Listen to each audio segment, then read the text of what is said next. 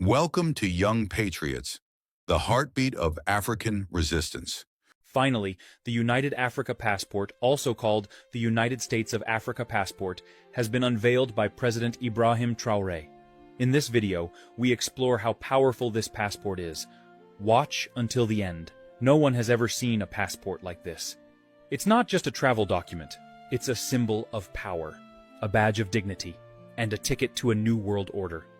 Backed by the gold, diamonds, cobalt, and oil of Africa, the newly launched United Africa Passport, also called the United States of Africa Passport, is now the most talked about document on the planet.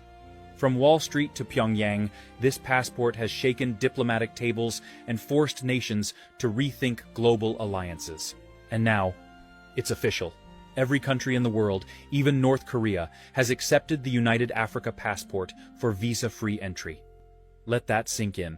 Even North Korea, a nation known for extreme isolation and rigid visa policies, has opened its gates for Africans carrying this document.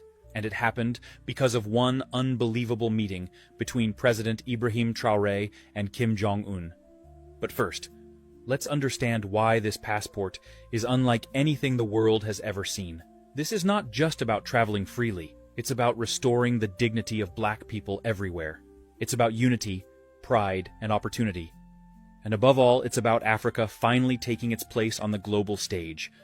Not as a begging continent, but as a superpower with borders, currency, and voice. The passport offers something no other document does: visa-free access to all African countries, automatic residency pathways across the continent, free movement for work, education, and trade, and now visa-free access to the rest of the world, including China, Russia, India, Brazil, Indonesia, and shockingly, the United States. But the most unexpected chapter began in North Korea. The meeting between Traoré and Kim Jong-un was supposed to be secret. Instead, it became historic. The world didn't believe it when the news broke. North Korea accepts United Africa Passport for visa-free entry. Many dismissed it as a rumor, a hoax. But then, North Korean state TV broadcast the footage.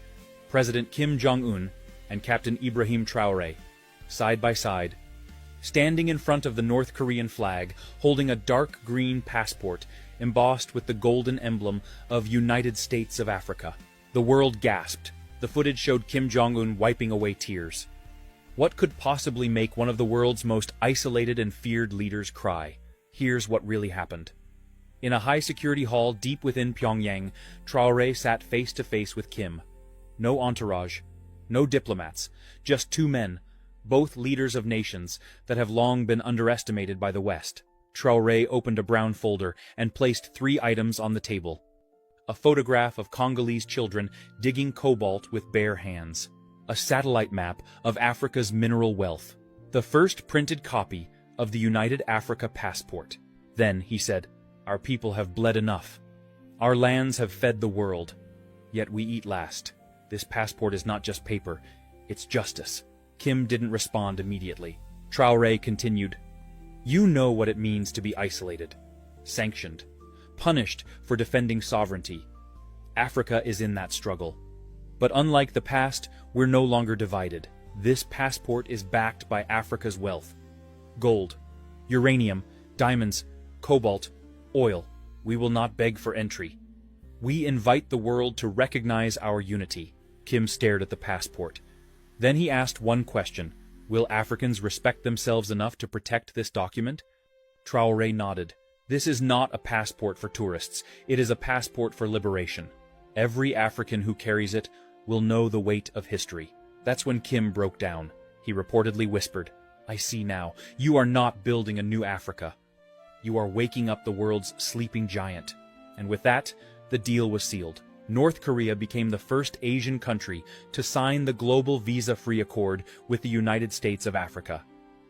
Other countries, previously hesitant, immediately followed.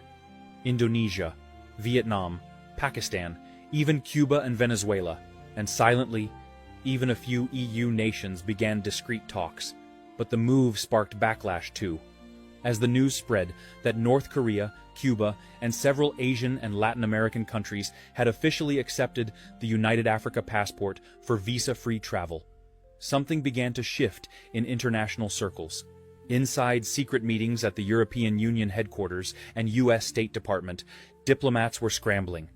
One EU official, caught off mic, was heard saying, "This isn't just a passport, this is a message. They're shutting us out."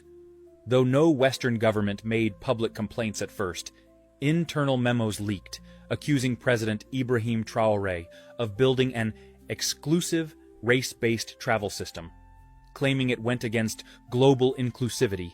And then came the headline, "Is the United Africa Passport racist?" London Herald. It caused outrage across Africa and the Caribbean. Online, Africans from Ghana to Jamaica responded furiously. Where were these same critics when Africans needed visas for every country? Now that we finally have something for us, it's a problem? But Traoré didn't remain silent. Standing in front of the Monument of African Unity in Ouagadougou, he delivered a short but fiery speech, streamed live across 42 countries. With his voice calm but firm, he said, "When Africans were enslaved, no one complained about exclusion. When we were denied visas, rejected at airports, humiliated, no one wrote editorials. Now, because we finally own something for ourselves, we are suddenly a threat?" The crowd roared. This passport is not a weapon, it is a shield. It is protection for the African soul, the African dream. And let me be clear, it is not racist. It is revolutionary. The speech went viral in hours. Over 300 million views across TikTok, YouTube, and Instagram. Even in cities like Paris, Washington, and Berlin, young black communities organized solidarity marches.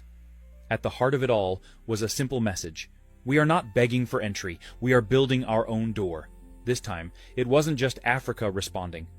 African Americans, Afro-Brazilians, Haitians, Trinidadians, and people across the Caribbean posted videos proudly saying, "I am African. I claim my passport."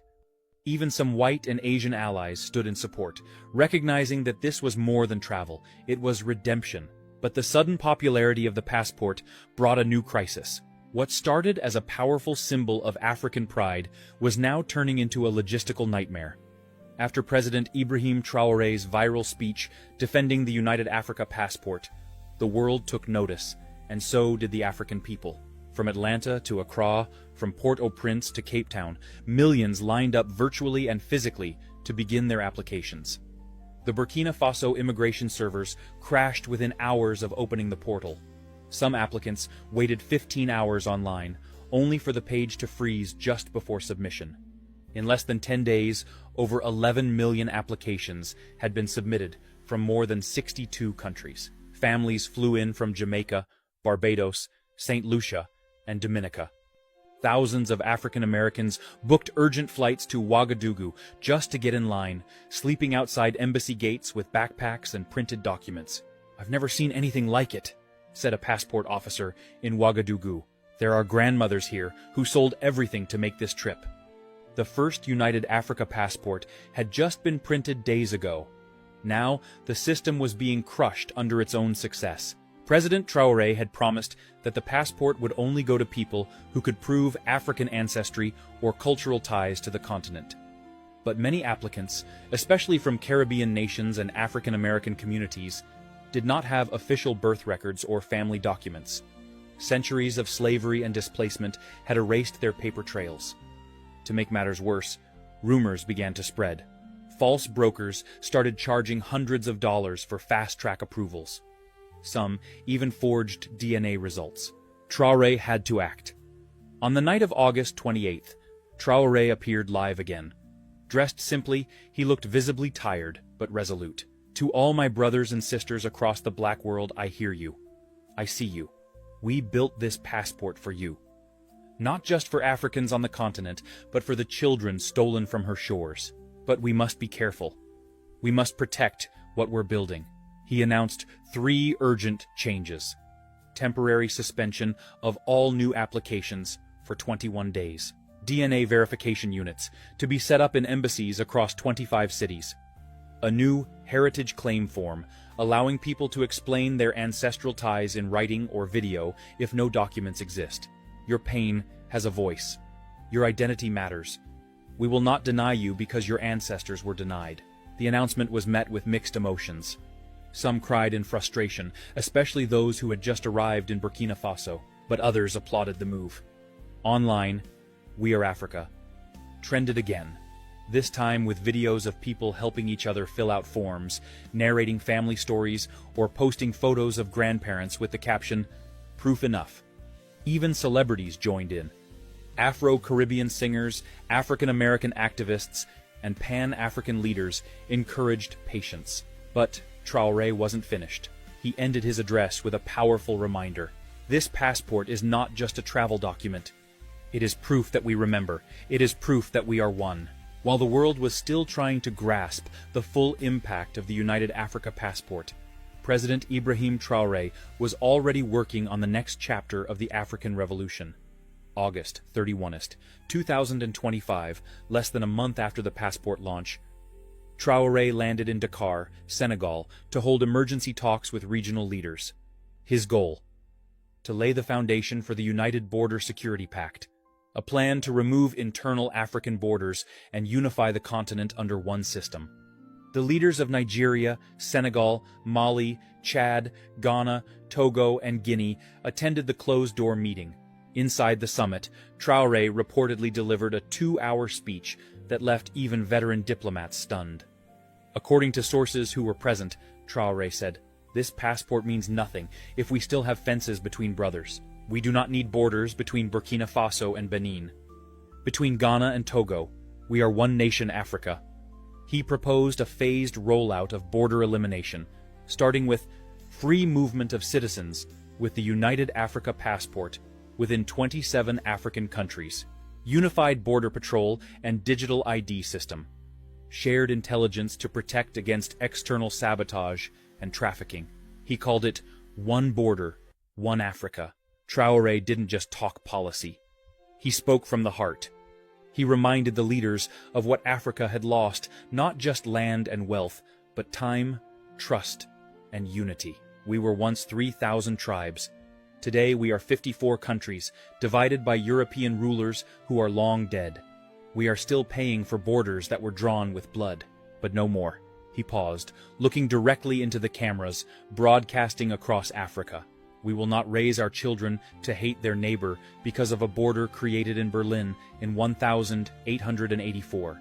Tears flowed in the audience. Even hardened journalists said they had never seen such raw emotion in a presidential address. Meanwhile, in the West, the reactions were growing colder by the day. A British newspaper called the United Africa Passport a diplomatic nightmare. A French analyst claimed, "Traoré is creating a continent we can't control." A leaked U.S. State Department cable said, "The African passport must be monitored. It may inspire similar moves in Latin America or Asia." Most shocking of all, in a closed G7 meeting, an unnamed European leader reportedly asked, "Can we make the African passport conditional? Should we pressure African nations to make it inclusive to avoid accusations of reverse racism?" This sparked outrage online, with millions accusing Western powers of hypocrisy. One viral tweet summed it up. "They took everything from us. Now they want to take even the little unity we build for ourselves." At a press conference in Abuja, Traoré responded boldly, "No, we will not apologize for standing together. No, we will not dilute our vision to make the comfortable feel safer. The African passport is for Africans. We are not excluding the world, we are finally including ourselves." He added, "Africa has 60% of the world's arable land. We have the gold, the lithium, the cobalt, the youth, and the sun. If shared fairly, Africa would be the richest country in the world. And now we will protect it." Just when the world thought the United Africa Passport couldn't go any further, President Ibrahim Traoré made an announcement that stunned even his closest allies. On September 15, 2025, during a televised press briefing from Ouagadougou, Traoré stood before a giant screen displaying the logos of over 20 African countries. Behind him was a banner that read, "From the soil to the stars, Africa united." He cleared his throat and said, "Today, we officially welcome the African Space Research Bureau as a full partner of the United Africa Passport." The crowd went silent. For a moment, many didn't understand the gravity of what he had just said. Then he explained. Traoré revealed that Burkina Faso, Nigeria, Egypt, Algeria, South Africa, Ethiopia, and Ghana had formed a new Pan-African space alliance, and it would adopt the United Africa Passport as its official ID system. Scientists, engineers, astronauts, and researchers across the continent would now travel using the same black and gold biometric passport, a symbol of African excellence, sovereignty, and innovation. He added, "We will launch satellites, rockets, and data missions that serve Africans first. No more begging for internet access, weather tracking, or GPS. Africa will orbit above just as it rises below." Then came the twist. Traoré introduced the first official United Africa passport holder to train for space, Dr. Wuraola Kebe, a Senegalese-born astrophysicist raised in Burkina Faso. Wuraola stood proudly, holding her passport, as Traoré said, "This is not just a document. This is our visa to the stars." She wiped tears as she spoke. "My grandmother couldn't go to school. I will go to space as an African." The crowd erupted in cheers. Major world media rushed to cover the moment. CNN called it Africa's moonshot moment. Al Jazeera said it was a new space race with roots in black liberation. A viral TikTok in Brazil titled "Africa is doing what no one expected" gained 22 million views. But not all reactions were positive. A leaked intelligence memo from a European security agency stated, "If Africa controls both its borders and its satellites, we lose influence." Another Western diplomat reportedly said, "The United Africa Passport is no longer just symbolic. It's geopolitical. It's strategic. It's dangerous." Traoré responded once again in the most dignified way. "We are not dangerous. We are determined. We will not ask permission to rise." Before closing the conference, Traoré looked directly into the camera and gave a heartfelt message to the diaspora, to our brothers and sisters in Haiti, Jamaica, Trinidad, Brazil, and America. This passport is your return ticket. Not to a place, but to a people. We are one. And we've waited long enough. He ended with a message that would soon be printed on the back of every new passport. One Africa, one passport, one destiny. The United Africa Passport is no longer just a travel document. It is now a symbol of something bigger, a global awakening, a new chapter in Black history, and the beginning of the most powerful union the world has ever seen. Thank you for standing with us, for standing with the truth, and for standing with President Ibrahim Traoré.